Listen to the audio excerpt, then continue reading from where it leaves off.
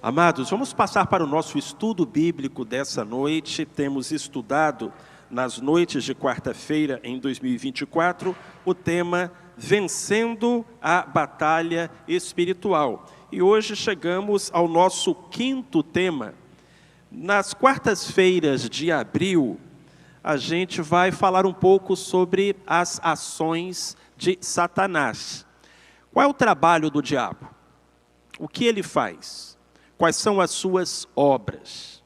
E nós aprendemos na Bíblia Sagrada que são 6 as principais maneiras através das quais o inimigo tenta prejudicar a nossa vida e colocar o ser humano a se perder. Hoje nós vamos falar sobre 2 dessas obras, que são a tentação e a acusação. Se nós tivermos o próximo slide, isso. Então fique aí com a sua caneta, o seu lápis a postos, para poder registrar o que nós formos escrever.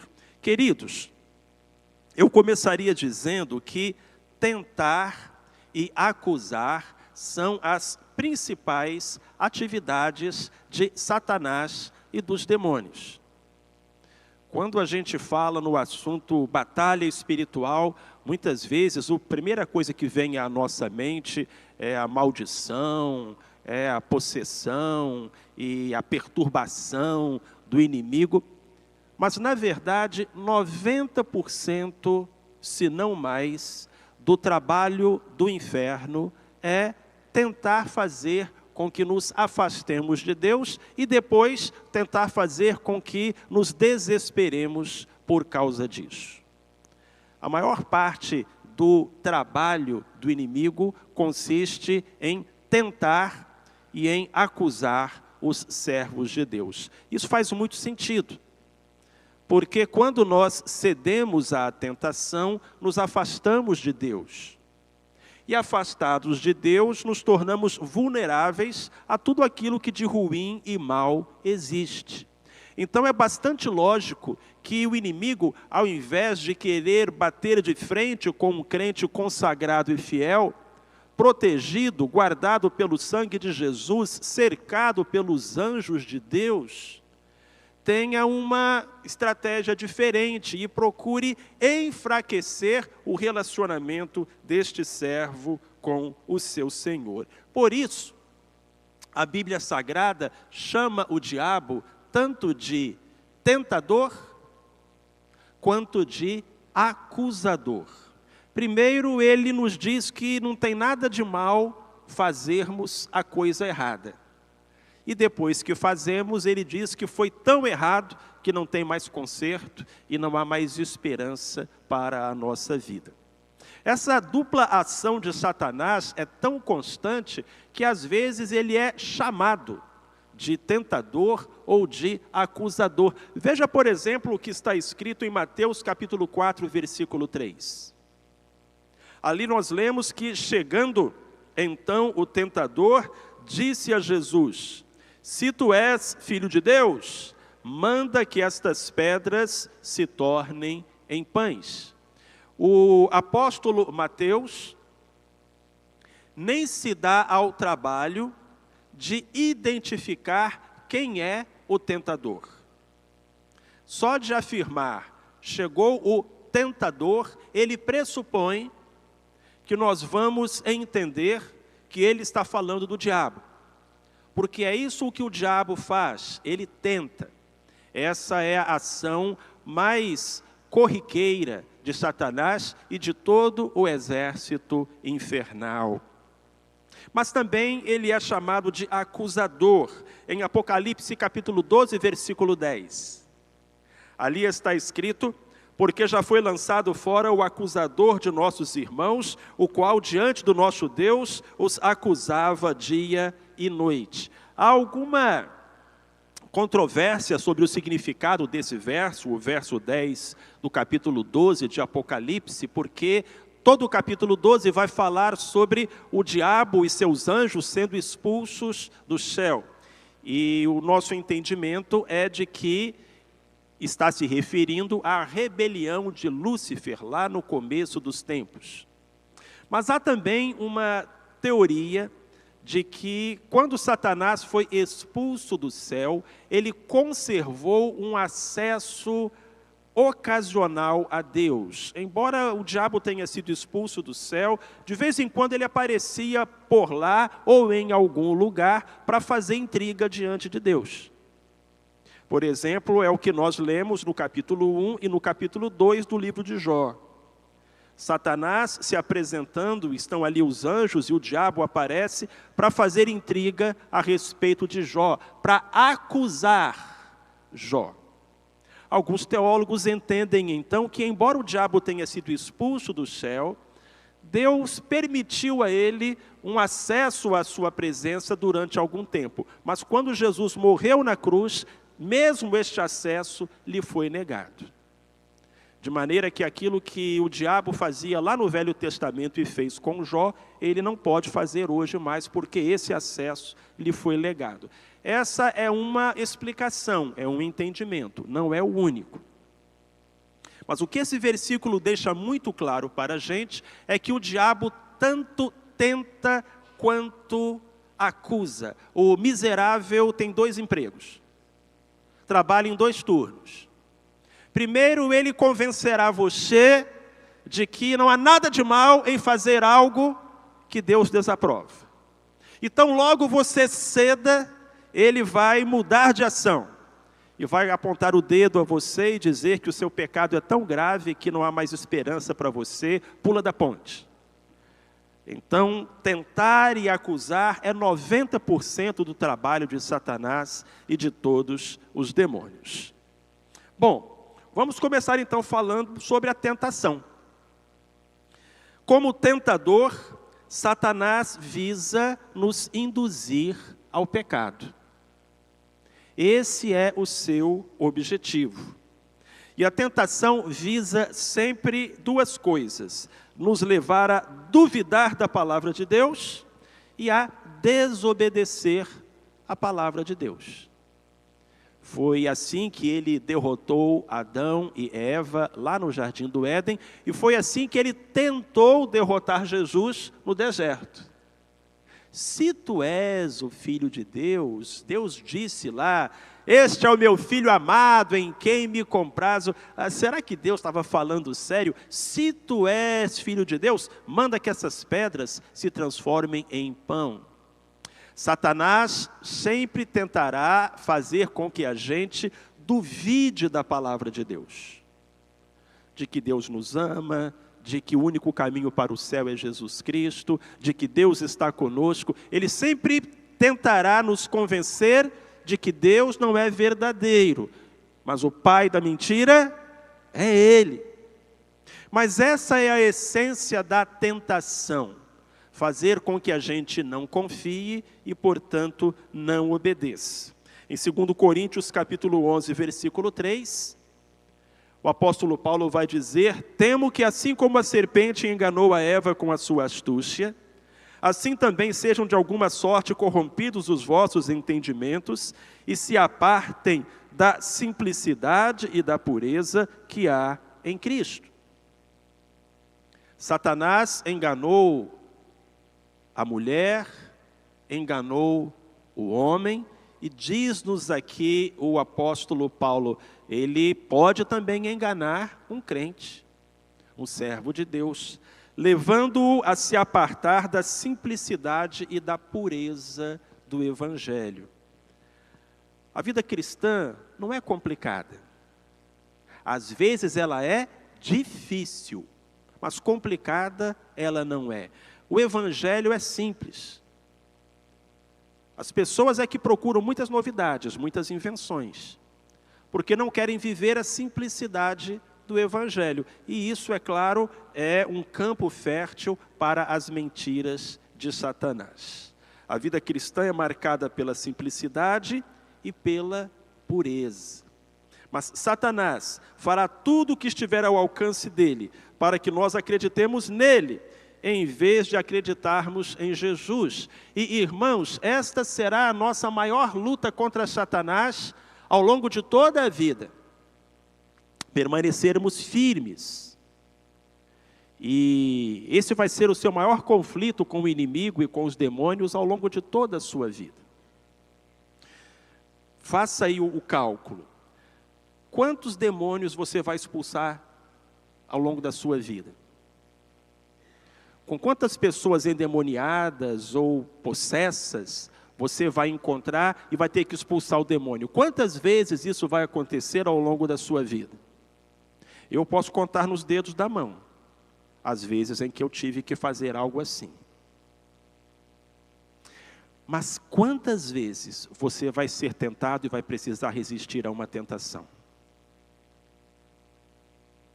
Aí eu já não consigo mais contar nos dedos das mãos, dos pés, da centopeia, aí eu já não consigo mais contar. Entende então que a grande luta sua contra Satanás será no terreno da tentação. 99% da batalha espiritual no que diz respeito aos seres demoníacos está em resistir à tentação. A maior parte da luta vai ser travada nessa área. Pascoal Piragini Júnior concorda quando diz que a tentação é a ação mais direta de Satanás na vida do homem. É o principal campo de batalha da luta do cristão contra o diabo. Esteja certo disso. Essa vai ser sempre a arena na qual você e o inimigo irão se enfrentar. A arena da tentação. Ele fará tudo o que estiver ao alcance dele para que você desobedeça a Deus, se afaste do Senhor e assim perca o poder de Deus, o amor de Deus, a sabedoria de Deus e todos os recursos que estão ao seu alcance quando você está dentro da vontade de Deus. Como tentador, esse é o objetivo de Satanás. Agora, qual é a estratégia de Satanás? Como ele vai levar a cabo o seu intento? Ele vai procurar explorar a nossa carne. Quem esteve aqui na quarta-feira passada? Por favor, levante a mão. Você se lembra que nós falamos sobre os 3 inimigos? O mundo, a carne e o diabo. Bom, o mundo jaz no maligno. Então o diabo vai sempre usar o mundo contra nós, mas ele também vai usar a carne. Carne é a natureza pecaminosa, é a inclinação para o mal. É aquilo que o apóstolo Paulo dizia quando falava, eu sei que em mim, isso é, na minha carne, não habita bem algum. Carne é aquele lado obscuro do ser humano, desobediente, egoísta, que passou a existir com o pecado de Adão e Eva e que Adão e Eva nos transmitiram espiritualmente até os dias de hoje. De modo que quando o diabo nos tenta, ele visa encontrar um aliado dentro de nós, aliado dele, inimigo nosso, que é a nossa carnalidade, a nossa inclinação para o mal. Olha o que está escrito em Tiago, capítulo 1, versículos 14 e 15. Eu acho muito interessante essa passagem, porque Tiago vai dizer como nasce um pecado. E ele faz uma analogia entre o nascimento do pecado e o nascimento de um bebê.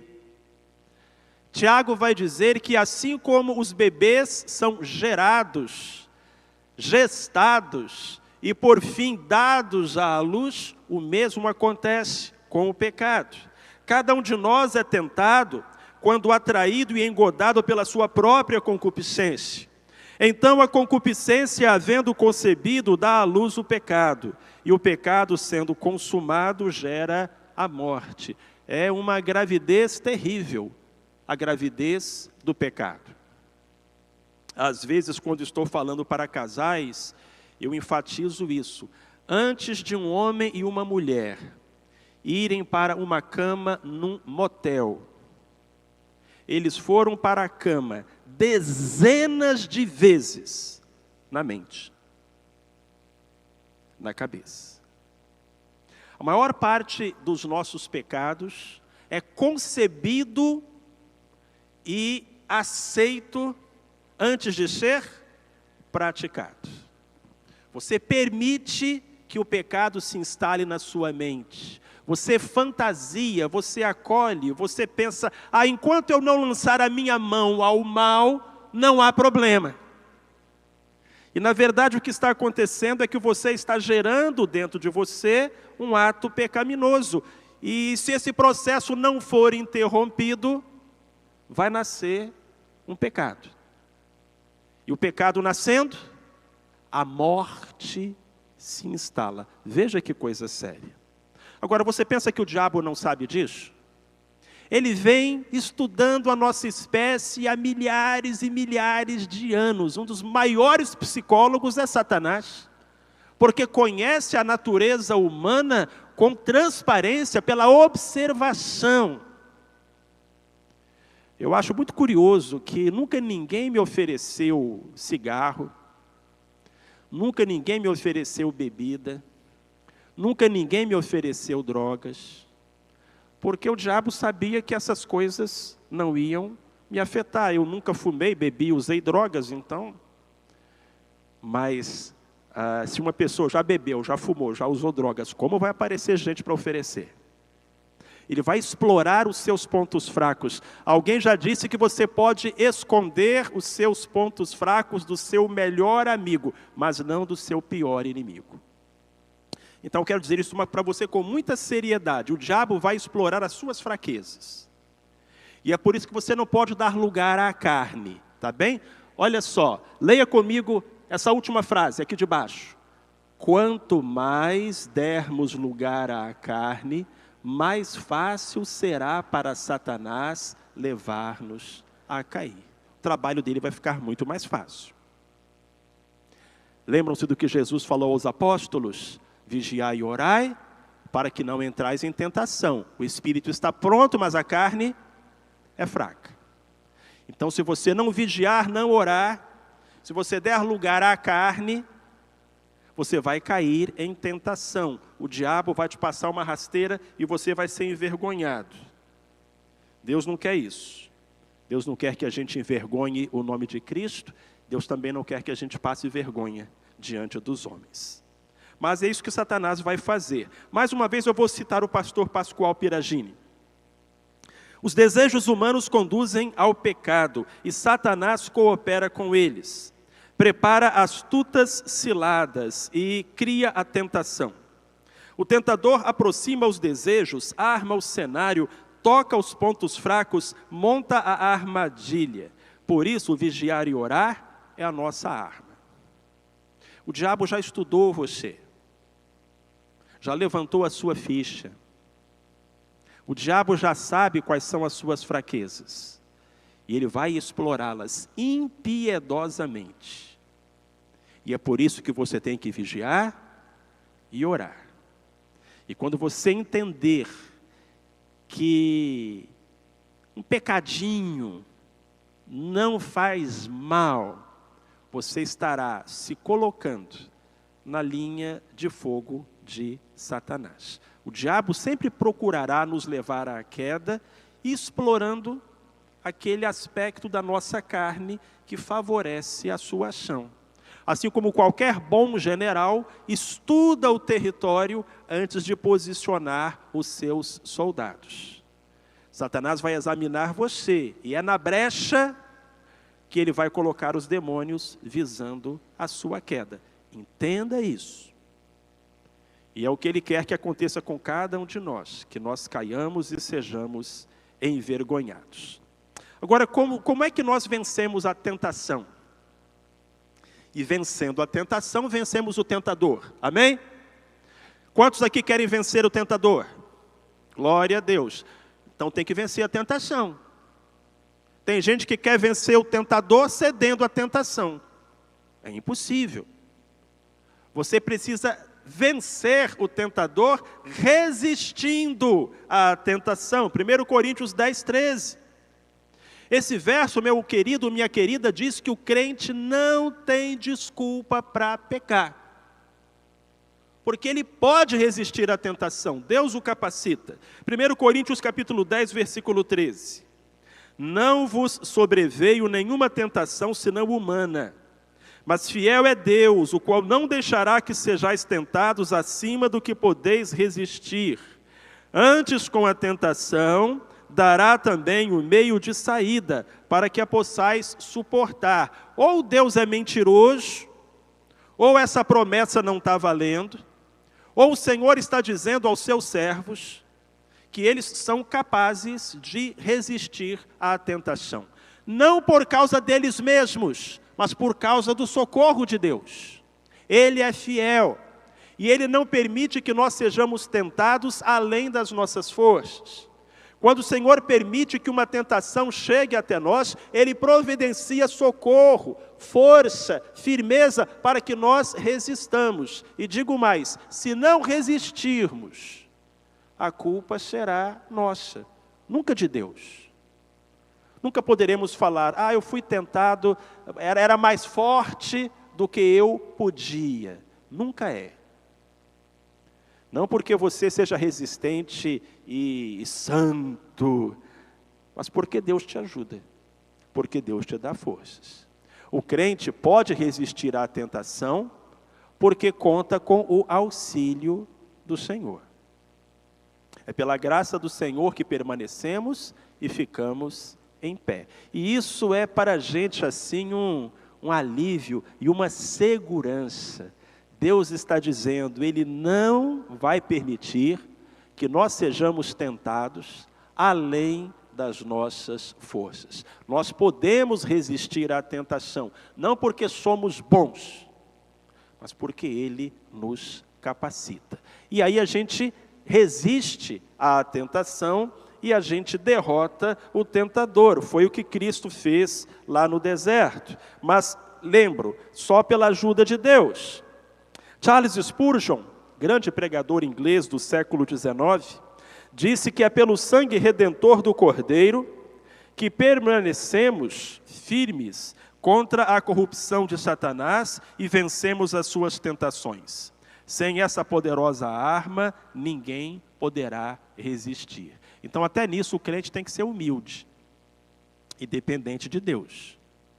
A nossa vitória não está em nós mesmos, a nossa vitória está no poder que há no nome e no sangue de Jesus. Por isso, quando você resiste à tentação, o nome de Jesus é glorificado. Amém? É pelo sangue do Cordeiro que nós vencemos Satanás. Agora vamos falar um pouco de Satanás como acusador. Porque, como eu disse, ele tem 2 empregos. Trabalha em 2 turnos. E quando consegue nos levar ao erro, logo nos aponta o dedo para nos fazer cair. Satanás não tem nem sequer vergonha de nos acusar diante de Deus. Pelo menos era isso o que ele fazia nos tempos do Velho Testamento. Você pode assinalar na sua Bíblia Jó capítulo 1, versículos 9 a 11. Deus diz a Satanás, você viu lá na terra o meu servo Jó, que crente nota 10, se desvia do mal, só faz o bem. E aí responde Satanás ao Senhor, porventura Jó teme a Deus debalde? Não o tens protegido de todo lado a ele, a sua casa e a tudo quanto tem? Tens abençoado a obra de suas mãos e os seus bens se multiplicam na terra? Mas estende agora a mão e toca-lhe em tudo quanto tem, e ele blasfemará de ti na tua face. Aqui nós temos o diabo exercendo o seu papel de acusador. E acusando um grande homem, um servo fiel, Jó, diante do Todo-Poderoso. E qual é a acusação? Esse Jó é um interesseiro. O senhor acha que ele é um crente aprovado? Até eu. Ele tem saúde, tem uma família bonita, está prosperando. Agora, se o Senhor tirar isso tudo dele, ele vai blasfemar do Senhor, vai virar as costas, vai até xingar o Senhor. Às vezes eu fico pensando se essa palavra de Satanás não é verdadeira com relação a muita gente que se diz cristã. E que está nas igrejas atrás de saúde, de prosperidade, e que quando não alcança essas coisas, fica revoltado com Deus. Uma vez eu encontrei com uma irmã e disse para ela, eu tenho sentido a sua falta nos cultos. E ela me respondeu, pastor, eu não estou com vontade de ir na igreja não, eu estou brava com Deus. E aí me falou sobre algumas coisas que ela esperava que acontecessem e não aconteceram. Bem, essa foi a acusação que o diabo fez contra Jó. Se o Senhor tirar de Jó as coisas boas que o Senhor tem dado a ele, então ele não vai mais querer saber do Senhor, vai ficar decepcionado com o Senhor, vai ficar de mal com o Senhor. Eu não sei se eu estou falando aqui essa noite, ou para alguém em casa que já ficou de mal com Deus. Uma coisa eu sei, Jó não ficou. Mesmo quando tudo o que ele tinha de mais precioso lhe foi tirado, você se lembra, Jó disse, Deus deu, Deus tirou, louvado seja o nome de Deus. Assim Jó não pecou, nem engano algum se viu na sua boca. Mas o diabo teve o descaramento de acusar Jó. Outra passagem que nós vamos encontrar o diabo acusando um servo de Deus está registrada em Zacarias capítulo 3, versículos 1 e 2. Aí é uma visão. Zacarias está lá nos profetas menores, então se você chegar em Mateus, caminhar para trás um pouquinho, Malaquias, Zacarias. E ele tem uma visão, e nessa visão ele vê o sumo sacerdote Josué. Gente, era o sumo sacerdote, era o representante espiritual máximo da nação, o qual estava diante do anjo do Senhor, e Satanás estava à sua mão direita para se lhe opor. Mas o anjo do Senhor disse a Satanás, que o Senhor te repreenda, ó Satanás. Sim, o Senhor que escolheu Jerusalém te repreenda. Não é este um tição tirado do fogo? A gente vê esse descaramento no diabo. Ele acusa Jó, o homem mais santo do mundo. Ele acusa o sumo sacerdote, o líder máximo de Israel. O sujeito não tem vergonha na cara. Bom, se ele tentou até Jesus Cristo no deserto, é porque não tem um pingo de decência ou de vergonha na cara. O que significa que, como acusador, Satanás buscará nos prejudicar diante de Deus. Ele vai conseguir? O que a Bíblia diz? Será que o diabo vai conseguir queimar o nosso filme com o nosso Pai Celestial? Veja o que a Bíblia diz em Romanos, capítulo 8. E aí eu vou pedir que você leia comigo, porque é tão bonito. É o próximo slide. Romanos, capítulo 8, e nós vamos ler o verso 1 e também o verso 33 e 34. Vamos juntos? Portanto, agora nenhuma condenação há para os que estão em Cristo Jesus. Quem intentará acusação contra os escolhidos de Deus? É Deus quem os justifica, quem os condenará? Cristo Jesus é quem morreu, ou antes, quem ressurgiu dentre os mortos, o qual está à direita de Deus e também intercede por nós. Quem intentará acusação contra os escolhidos de Deus? Nenhuma condenação há para os que estão em Cristo Jesus. Quando a Bíblia fala sobre estarmos em Cristo, e a Bíblia repete muitas vezes essa expressão, em Cristo, ela está falando sobre a nossa posição. Antes de enfrentar o maligno, você precisa saber quem você é e onde você está.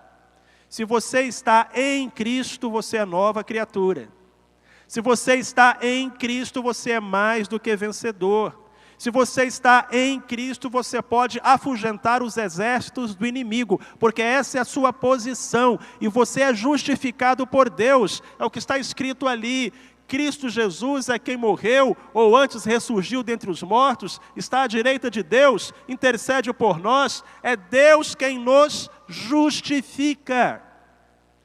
O salvo é justificado por Cristo. O que significa isso, ser justificado por Cristo? Quando você se converte, quando você entrega o seu coração a Jesus, Deus pega a justiça de Cristo e coloca sobre você.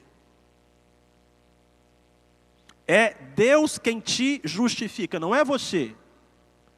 Porque você é pecador, você é imperfeito. Mas Deus te veste com a justiça de Cristo, de modo que o inimigo não possa apontar o dedo para você.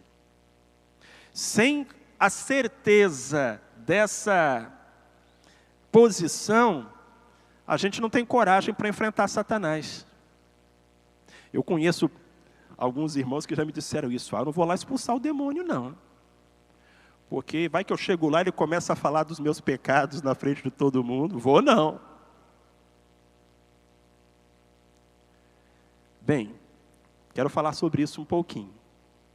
Primeiro, se você está em Cristo, ainda que você cometa erros e falhas, quem intentará a acusação? Você pode ir, porque não é a sua justiça, é a justiça de Cristo.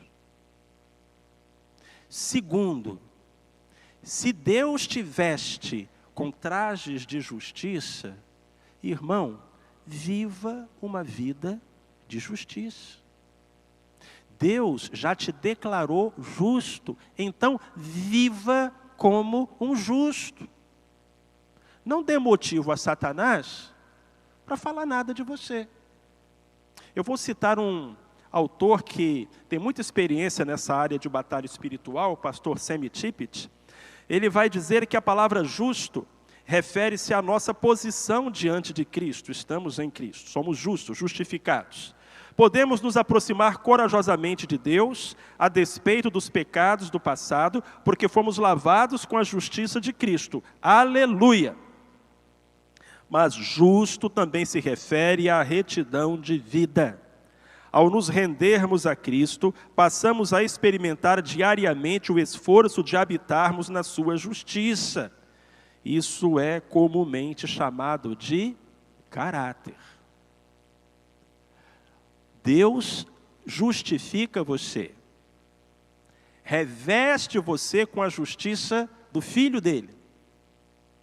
Mas varão, varoa, você também tem que se esforçar para ter uma vida de justiça, de correção, de santidade. Eu não estou dizendo que você vai ser perfeito ou perfeita do lado de cada eternidade. Eu estou dizendo a você que Cristo disse àquela mulher pega em adultério, vá e não peque mais. Faça como Davi, Senhor, sonda-me, vê se há em mim algum caminho mau.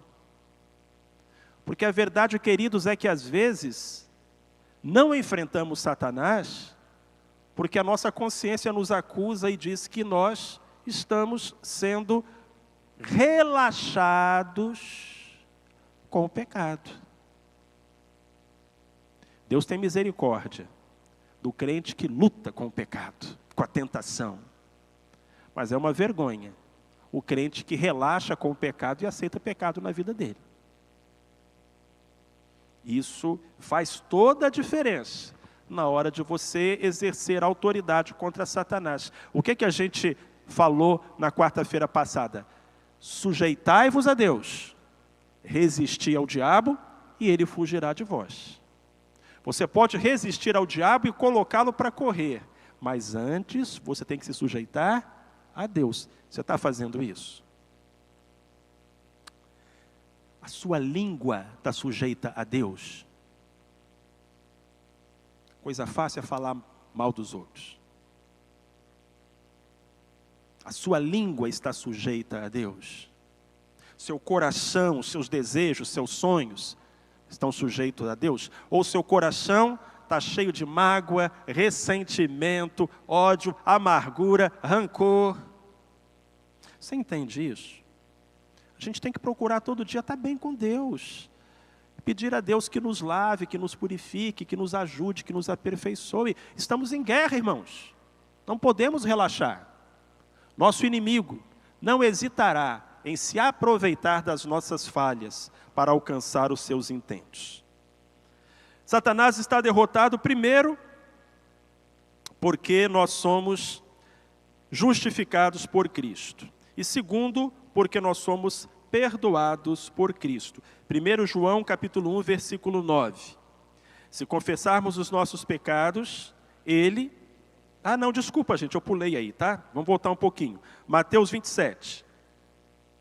Então, primeira coisa, o diabo nos acusa diante de Deus, mas ele se dá mal. O anjo fala assim: o Senhor te repreenda, Satanás. Eu gosto daquela visão de Zacarias, porque o diabo acusou o sumo sacerdote, né? Esperando que Deus fosse brigar com o sumo sacerdote, Deus briga com ele, com Satanás. Então, o inimigo pode nos acusar diante de Deus, ele não vai ter sucesso se nós estamos em Cristo. Agora, ele também nos acusa diante de nós mesmos. Foi o que ele fez com Judas, você conhece a história. Então Judas, aquele que traíra Jesus, vendo que Jesus fora condenado, devolveu compungido as 30 moedas de prata aos principais sacerdotes e aos anciãos, disse: pequei traindo sangue inocente. Responderam eles: que nos importa, seja isso lá contigo. E Judas atirou para dentro do santuário as moedas de prata, se retirou e foi se enforcar. Isso aqui é obra do Espírito Santo? É o Espírito Santo convencendo do pecado, da justiça e do juízo? Não, isso aqui é obra do demônio, levando aquele homem ao desespero. Primeiro ele tentou, depois ele acusou. É o diabo no papel de acusador. É o diabo semeando o desespero. É o diabo dizendo: olha, o pecado que você cometeu é tão grave que não tem perdão. Eu conheço muitos crentes que Deus já perdoou, mas que ainda não se perdoaram. Porque o diabo todo dia fala no ouvido: ó, você é um fracasso, você fez aquilo lá atrás, Deus não quer mais saber de você. O que a Bíblia nos diz a respeito? Primeiro, se confessarmos os nossos pecados, Deus é fiel e justo para nos perdoar os pecados e nos purificar de toda injustiça. Irmãos, o que é toda? Eu amo a Bíblia porque a Bíblia é o livro do tudo e do nada, amém? O Senhor é meu pastor, nada me faltará. Posso todas as coisas naquele que me fortalece. A Bíblia não é o livro do quase. A Bíblia é o livro do tudo e do nada. Pastor, o senhor não sabe o que eu fiz. Eu tenho muita vergonha. Irmão, se confessarmos os nossos pecados, Deus é fiel e justo para nos perdoar os pecados e nos purificar de toda injustiça. Agora, o diabo não quer que você leia esse versinho. E se você ler, ele não vai querer que você acredite nesse versinho, porque ele quer controlar você com a culpa. Lembra? Ele é o acusador. Agora, 1 João capítulo 3, versículo 20. Gosto desse verso. Ele diz: porque se o coração nos condena, maior é Deus do que o nosso coração e conhece todas as coisas. Por que eu gosto desse verso? Porque algumas pessoas me falam: pastor, eu sei que a Bíblia diz que se eu confessar, Deus perdoa. E eu já confessei, mas eu não me sinto perdoado. Você tem que acreditar na Bíblia. Se o nosso coração nos condena, maior é Deus do que o nosso coração. Às vezes, você está se condenando por uma coisa que Deus já perdoou há muito tempo. A gente às vezes tem vontade de pedir perdão a Deus de novo, né? Não precisa. Se você já se arrependeu, já pediu perdão a Deus, Deus já perdoou. A Bíblia diz que Ele joga os nossos pecados nas profundezas do mar. Aleluia. Bondade de Deus, beleza de Deus, glória ao nosso Deus. Então Satanás está derrotado. Martinho Lutero, no lindo hino Castelo Forte, diz isso: o grande acusador dos servos do Senhor já condenado está, vencido cairá, por uma só palavra. É uma das estrofes do hino Castelo Forte. Martinho Lutero é o pai da Reforma Protestante, e ele era um sujeito bem engraçado, por passagens divertidas na vida de Lutero. Muitas vezes ele estava dirigindo um culto e terminava o sermão e ele dizia: agora, irmãos, vamos cantar um hino e aborrecer o diabo. Ele tinha essa presença de espírito. E falando sobre o diabo, no seu hino Castelo Forte, ele declara essa verdade maravilhosa: o grande acusador dos servos do Senhor já condenado está. Quem intentará acusação contra os filhos de Deus? O diabo? Ele está condenado, vencido, derrotado. E com uma só palavra será lançado no lago de fogo preparado para ele e para os seus anjos. Então eu quero terminar dizendo isso: graças a Deus obtemos vitória sobre Satanás, por duas razões. Primeira, a justiça que você tem em Cristo é a sua proteção contra as acusações do diabo acerca do seu valor diante de um Deus santo. Então, quando o diabo acusa você, quando ele fala no seu ouvido que, olha, você não tem mais salvação, você não tem mais esperança, você é um traste, você é um derrotado, o fato de que você está em Cristo, a sua posição é a sua proteção contra as acusações do diabo. Além disso, o auxílio que você recebe de Cristo é a sua garantia de que pode resistir às tentações do diabo e levar uma vida santa para a glória de Deus. Talvez você já tenha caído no mesmo pecado tantas vezes, que você esteja dizendo assim: pastor, eu não consigo. Irmão, isso é mentira do diabo. Você consegue. Não desista. Caiu, peça perdão. Levante, persista. Deus te dará a vitória, em nome de Jesus. Dean Sherman diz o seguinte: temos que resistir e resistir até que o diabo desista. A esperança de Satanás é de que nós desistamos antes dele. Então a nossa escolha é entre resistir ou desistir. Pastor, eu estou numa luta contra o inimigo. Ô irmão, e quem vai desistir primeiro? Que você possa dizer essa noite: Satanás, você pode desistir, porque eu não vou. Eu não vou desistir do meu Deus, eu não vou desistir dos sonhos de Deus para mim, eu não vou desistir do meu ministério, eu não vou desistir da minha família. Eu não vou desistir. E eu lhe digo em nome de Jesus: o Senhor honrará a sua fé e a sua perseverança. Não desista, porque a esperança dele é exatamente essa, que você desista. Quero terminar citando Romanos 8:37. Vamos falar juntos, amados? Mas em todas estas coisas somos mais que vencedores por aquele que nos amou. Louvado seja o nome de Jesus. Quarta-feira que vem, opressão e possessão, que são duas questões que muitas pessoas têm dúvida, da possessão demoníaca, do endemoniamento, da opressão maligna. Então a gente vai conversar sobre isso à luz da palavra do Senhor na próxima quarta-feira.